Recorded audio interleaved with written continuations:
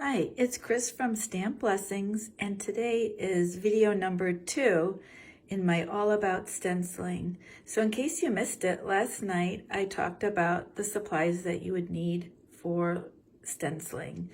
And if you missed it, I hope you go back and check it out. But one of the things I showed you how to do was using a thin cut die, a background die from Close to My Heart, for instance, and using that as a stencil. I went ahead and made a card out of that piece I created yesterday. And I just had these flowers left over from another card that I was making. So it was so easy. I just trimmed this to size, matted it with some capri paper, added some flowers and a quick sentiment, and perfect. The sweetest card ever. I really think it came out nice. I love it.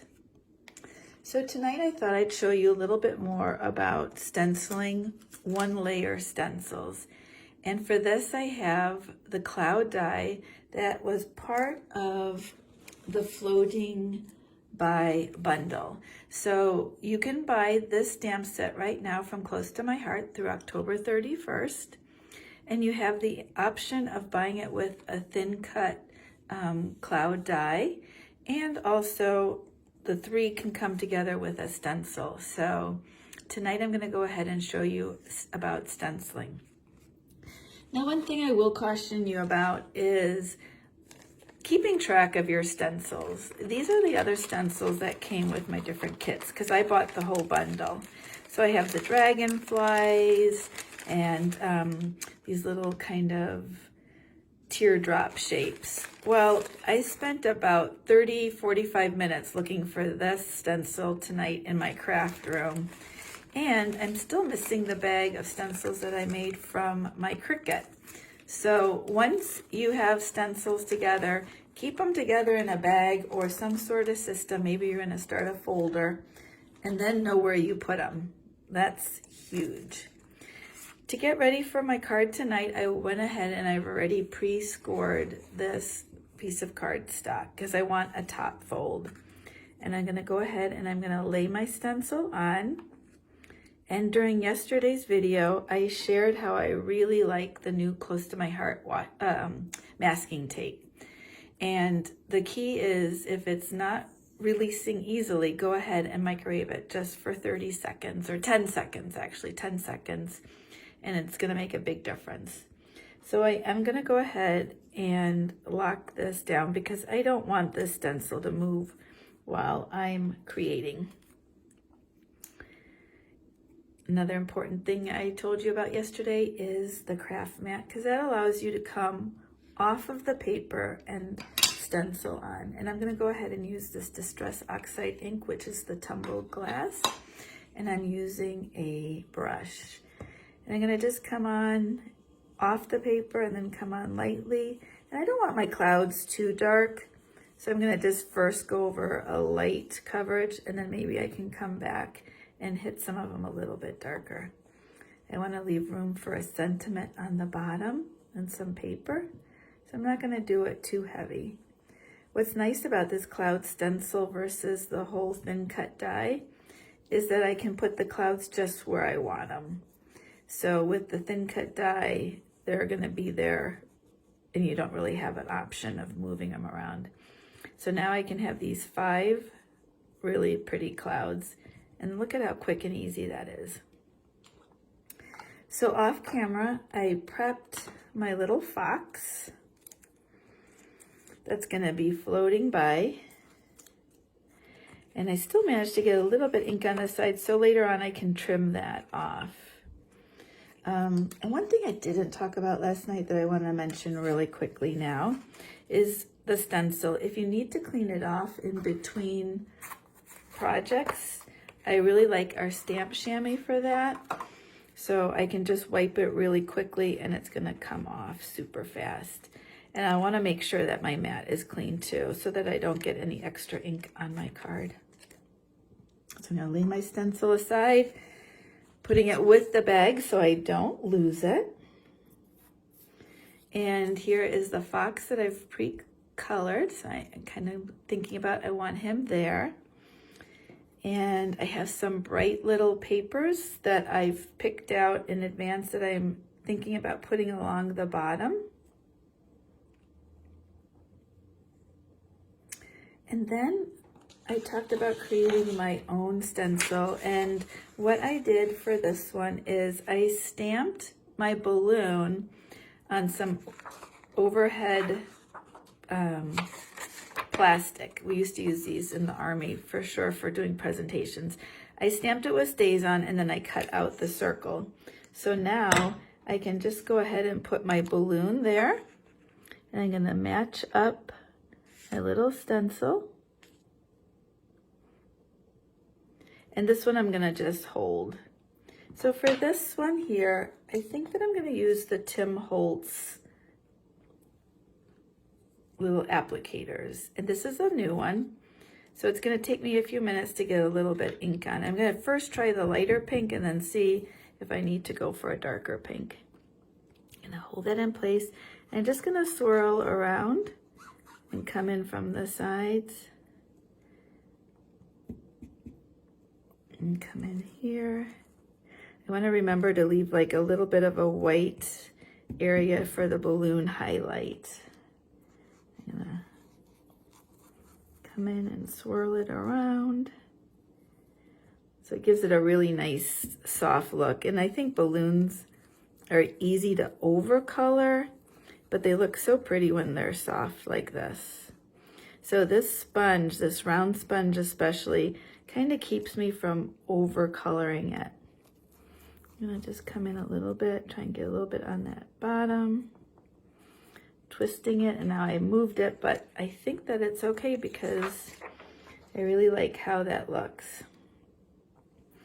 So that's a nice color. I want to see how it looks a little bit darker though too, or maybe he's going to be holding two balloons. So let's check it out. I just wanted to show you how easy it was to stamp these balloons. So I can use my Close to My Heart Intense ink or the Memento ink, which I'm going to just use now because I have it handy. I have a lot of ink pads floating around my house. How about you? How many ink pads do you think you could say that you have? Black ink pads. If I went down there to count, I probably could say 10. Now, this ink is still wet, so I do need to be careful. But since I'm putting a stencil over it, I think we should be okay. Again, I'm going to line up my stencil. And this time I'm going to try the darker pink. And that might be just too much pink. That's what I'm not sure about, but we'll see when we get done. So again, I have to get some ink on, and this ink is the Pickled Raspberry. When these sponges are brand new, they take a little bit of time to absorb some of the color. And yep, that is a hot pink. I think what I'm gonna do, since I've had this move on me twice now, and I didn't want that, is I'm gonna just flip it over and put some of our tape on it and have it hold there. Let's see. And this tape rips really easily, so let's see if I can get that lined up from behind. So what I'm featuring tonight is just one layer stencils.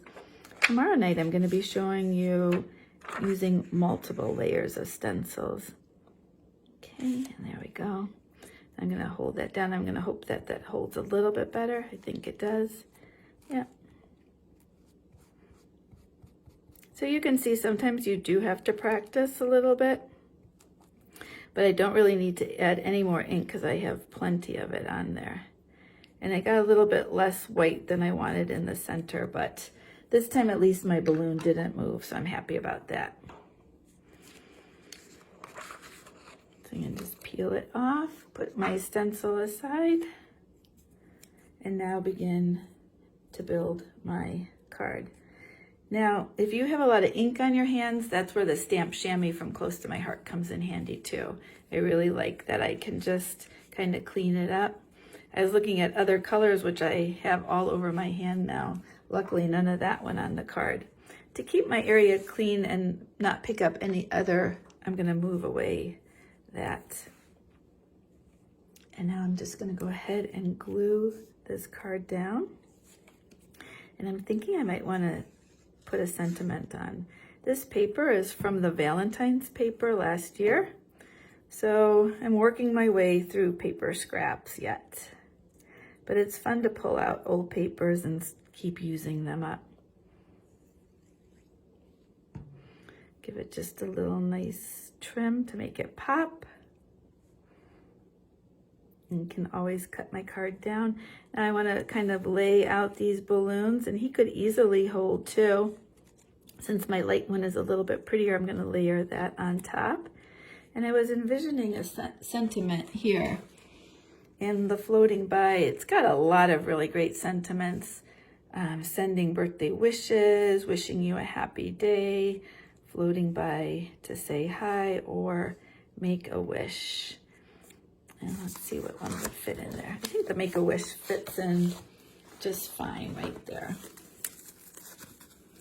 So I'm gonna ink that up, pull off my balloon.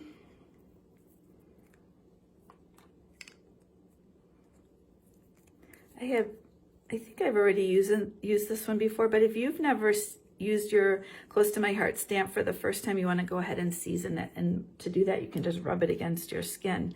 It's that easy. Okay. And we are almost done with the card. Look at how fast that went with that stencil, that cloud stencil. I didn't have to do the whole thing, but it really makes a nice pop. I could always glue some of the white puffy clouds on yet afterwards. I think I'm gonna just add some quick glue to him. He's got really pink cheeks, so he's so cute. This is the first time I colored up the fox, but I like him a lot. I'm gonna go ahead and stagger these two balloons, add a little glue on the back, and then tuck them in to his paw, and boom.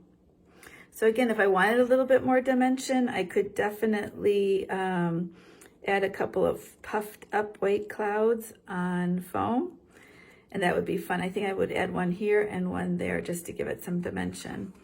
But finish it up. I should have probably scored it, and I will go back and trim off that little bit of blue. But there we go. So that's how easy stenciling can be. You can have an elegant card or just a really like cutesy card. So, well, thank you for tuning in, and tonight's stenciling 1 layers. I'm going to be having an offer at the end of my video series that I hope that you'll stay tuned to find out on that last day. It's a special offer that I've just decided to have. All right, thanks. Have a great night.